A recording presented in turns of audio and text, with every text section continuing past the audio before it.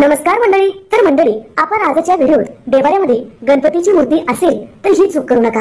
गणपतीची मूर्ती कोणत्या जागी ठेवावी, गणपतीची मूर्ती कोणत्या देवी देवताच्या शेजारी चुकूनही ठेवायची नसते किंवा गणपतीच्या पूजेबद्दल आपण महत्त्वपूर्ण माहिती या व्हिडिओत पाहणार आहोत. व्हिडिओला सुरुवात करण्याआधी चॅनलला सबस्क्राइब करा, बाजूच्या घंटीला ऑल करा, त्यामुळेच मी टाकलेले प्रत्येक व्हिडिओ तुम्हाला पाहता येतील. तर मंडळी, महादेव, शिवशंकर आणि देवी पार्वतीचा पुत्र म्हणून ओळखला जाणारा गणपती सर्वांनाच हवाहवासा वाटतो. गणपती ही देवता शांत मानली जाते. कोणत्याही पूजेची सुरुवात गणपतीच्या पूजनेच केली जाते. बुद्धीचे दाता, गणाचा अधिपती, प्रथमेश यासारख्या विविध स्वरूपात गणपतीचे पूजन केले जाते. भाद्रपद चतुर्थी, माघ चतुर्थी म्हणजेच गणेश जयंती आणि दर महिन्यात येणारी संकष्ट चतुर्थी हे गणपतीची उपासनेचे मुख्य सण आणि उत्सव मानले जातात. विघ्नहर्ता, सुखकर्ता अशी ओळख असणाऱ्या गणपतीची दररोज कोट्यावधी कुटुंबात पूजा केली जाते. तर मंडळी, आबाल वृद्धामध्ये जो भजला पूजला स्मरला जातो अशा या गणपतीच्या घराघरात पूजा केली जाते आणि देवालयात स्थापना केली जाते. गणपतीची पूजा करताना कोणती काळजी घेतली पाहिजे याविषयीची माहिती पाहूया. गणपतीची मूर्ती किंवा प्रतिमा घरामध्ये नेमकी कुठे स्थापन करावी याविषयीची माहिती पाहूया.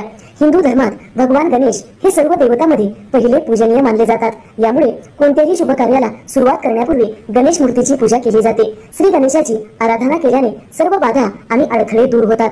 तर मंडळी, श्री गणेशाचा जिथे वास असतो त्या घरात सुख समृद्धीची कधीही कमतरता भासत नाही आणि त्या घरात रिद्धी, सिद्धी, शुभ लाभ यांचाही निवास असतो. वास्तुशास्त्रानुसार गणपतीची मूर्ती घरात ठेवणे खूपच शुभ मानले जाते. वास्तुशास्त्रानुसार गणेश मूर्ती ठेवल्याने घरात सकारात्मकता येत असते. पण गणेशाची मूर्ती ठेवण्याबाबत शास्त्रामध्ये काही नियम सांगण्यात आलेले आहेत. त्या नियमांचं पालन केलात तर विघ्नहर्ता गणेश आपल्यावर कोणतेही विघ्न येऊ देत नाहीत. वास्तुशास्त्रानुसार घरात गणपतीची मूर्ती ठेवताना काही गोष्टी लक्षात ठेवल्या पाहिजे, तर तुम्हाला आर्थिक संकटाचा सामना करावा लागणार नाही. तर मंडळी, चला तर जाणून घेऊया गणेशाची मूर्ती किंवा फोटो ठेवताना कोणत्या गोष्टी लक्षात ठेवल्या पाहिजे. गणपतीची मूर्ती घरात किंवा मंदिरात ठेवताना या गोष्टी लक्षात ठेवा. तर मंडळी, शास्त्रानुसार गणपतीची पूजा सर्व देवी देवतांच्या आधी केली जाते. देवपूजा करताना सर्वप्रथम आपण गणपतीला स्नान घालावे, गणपतीची पूजा करावी, त्यानंतर सर्व देवी देवतांची पूजा करावी. आपण सर्वजण नेहमीच ही चूक करता की देवाऱ्यामध्ये आपण कोणत्याही देवाला आधी आंघोळ घालतो आणि देवाऱ्यात स्थापन करतो. पण ही चूक करू नका. आपण देवपूजा करताना सर्वप्रथम गणपती भगवान यांना आंघोळ घालावी, त्यांना देवाऱ्यात स्थापन करावे, त्यानंतर त्यांची हळदी कुंकाने पूजा करावी, त्यानंतरच सर्व देवी देवतांना आपल्या देवाऱ्यात स्थान द्यावे. तर मंडळी, सर्वात आधी कोणत्याही देवाची आपण पूजा करतो आणि कोणताही देव आपण सर्वप्रथम देवाऱ्यात स्थापन करतो. पण ही चूक करू नका. देवाऱ्यामध्ये सर्वप्रथम गणपतीची स्थापना झाली पाहिजे.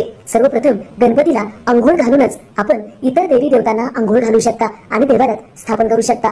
असे केल्याने प्रथम पूजेचा मान असलेल्या गणपतीची पूजा केल्याचा संपूर्ण लाभ आपणास मिळू शकतो. वास्तुशास्त्रानुसार देवाऱ्यामध्ये गणपतीची एकच मूर्ती ठेवणे शुभ मानले जाते. जर तुमच्याकडे गणपतीच्या 2 मूर्ती असतील तर तुम्ही एकाच जागी ठेवू नका. तर मंडळी, देवाऱ्यामध्ये गणपतीच्या बाजूला गणपतीची मूर्ती चुकूनही ठेवू नका, ती वेगवेगळ्या जागी ठेवा. त्याचबरोबर देवाऱ्यामध्ये माता लक्ष्मीच्या उजव्या हाताला चुकूनही गणपतीची मूर्ती ठेवू नका. असं केल्यामुळे आपणास दोष लागतो.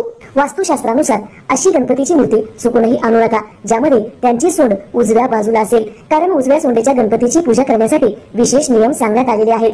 उजव्या सोंडेच्या गणपतीचे सवळे खूप असते, त्यांचे नियम खूप कडक असतात, ते पाळणे आपल्याच्याने शक्य नाही. म्हणून देवाऱ्यात डाव्या सोंडेच्या गणपतीची पूजा करणे शुभ मानले जाते.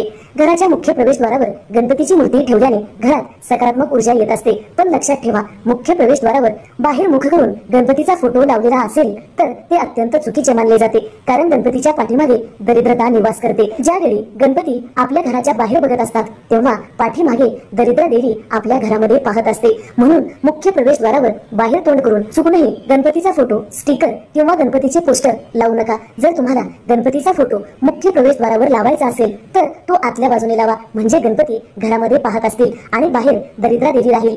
घरामध्ये दरिद्रता निवास करणार नाही, ती घराच्या बाहेरच राहील आणि आपल्या घरात सुख समृद्धी टिकून राहील. तर मंडळी, सर्वांना पडणारा प्रश्न म्हणजे, जर आम्ही पूर्वीच गणपतीचा फोटो अशा प्रकारे मुख्य प्रवेशद्वारावर लावलेला आहे तर त्याचं काय करावं? तर अशा वेळी आपण हा उपाय करू शकता.